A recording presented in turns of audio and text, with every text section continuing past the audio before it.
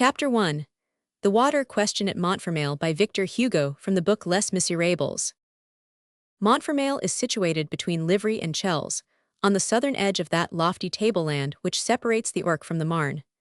At the present day it is a tolerably large town, ornamented all the year through with plaster villas, and on Sundays with beaming bourgeois. In 1823 there were at Montfermeil neither so many white houses nor so many well-satisfied citizens.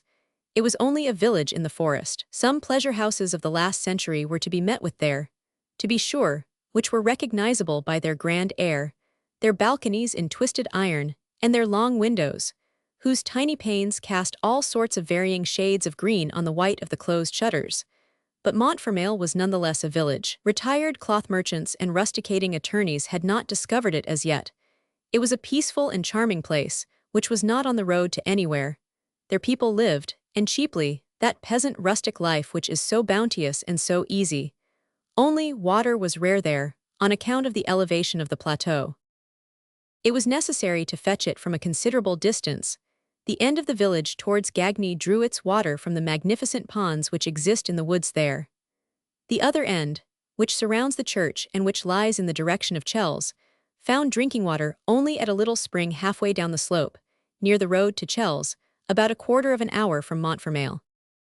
Thus each household found it hard work to keep supplied with water. The large houses, the aristocracy, of which the Thénardier tavern formed a part, paid half a farthing a bucketful to a man who made a business of it, and who earned about 8 sous a day in his enterprise of supplying Montfermeil with water.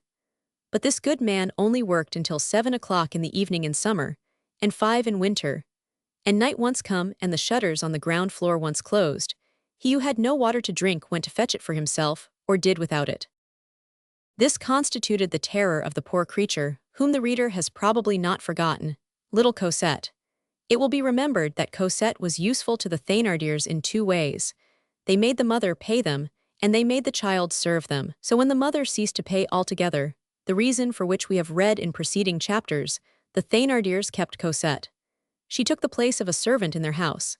In this capacity, she it was who ran to fetch water when it was required. So the child, who was greatly terrified at the idea of going to the spring at night, took great care that water should never be lacking in the house. Christmas of the year 1823 was particularly brilliant at Montfermeil. The beginning of the winter had been mild. There had been neither snow nor frost up to that time. Some mountebanks from Paris had obtained permission of the mayor to erect their booths in the principal street of the village, and a band of itinerant merchants, under protection of the same tolerance, had constructed their stalls on the church square, and even extended them into Boulanger Alley, where, as the reader will perhaps remember, the Thénardiers' hostelry was situated. These people filled the inns and drinking shops, and communicated to that tranquil little district a noisy and joyous life. In order to play the part of a faithful historian, we ought even to add that, among the curiosities displayed in the square, there was a menagerie in which frightful clowns, clad in rags and coming no one knew whence, exhibited to the peasants of Montfermeil in 1823 one of those horrible Brazilian vultures, such as our Royal Museum did not possess and which have a tricolored cockade for an eye. I believe that naturalists call this bird Caracara polyborus. It belongs to the order of the apicides and to the family of the vultures. Some good old Bonapartist soldiers, who had retired to the village, went to see this creature with great devotion. The mountebanks gave out that the tricolored cockade was a unique phenomenon made by God expressly for their menagerie. On Christmas Eve itself, a number of men, carters, and peddlers were seated at table, drinking and smoking around 4 or 5 candles in the public room of Thénardier's hostelry. This room resembled all drinking shop rooms: tables, pewter jugs, bottles, drinkers, smokers, but little light and a great deal of noise. The date of the year 1823 was indicated, nevertheless, by 2 objects which were then fashionable in the bourgeois class, to wit, a kaleidoscope and a lamp of ribbed tin.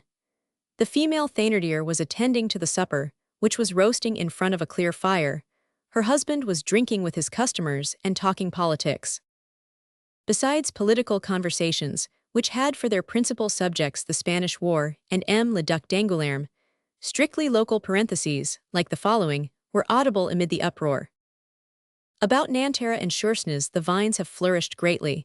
When 10 pieces were reckoned on, there have been 12. They have yielded a great deal of juice under the press. But the grapes cannot be ripe, In those parts the grapes should not be ripe, the wine turns oily as soon as spring comes. Then it is very thin wine. There are wines poorer even than these. The grapes must be gathered while green, etc. Or a miller would call out, "Are we responsible for what is in the sacks? We find in them a quantity of small seed which we cannot sift out, and which we are obliged to send through the millstones.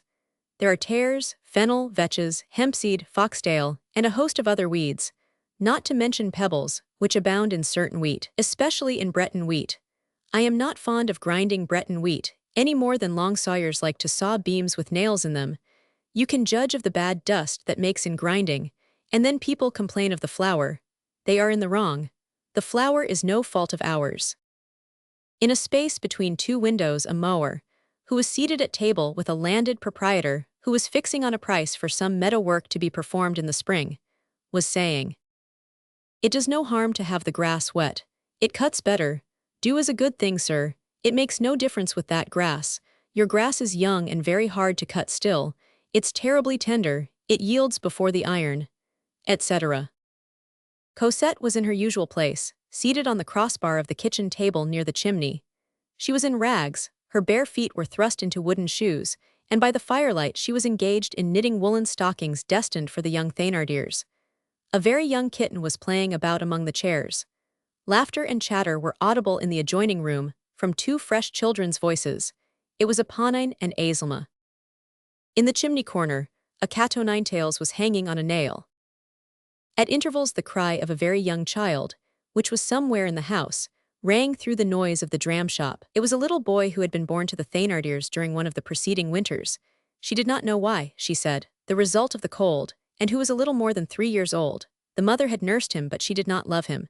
When the persistent clamor of the brat became too annoying, "Your son is squalling," Thénardier would say, "Do go and see what he wants." "Bah," the mother would reply, "he bothers me." And the neglected child continued to shriek in the dark.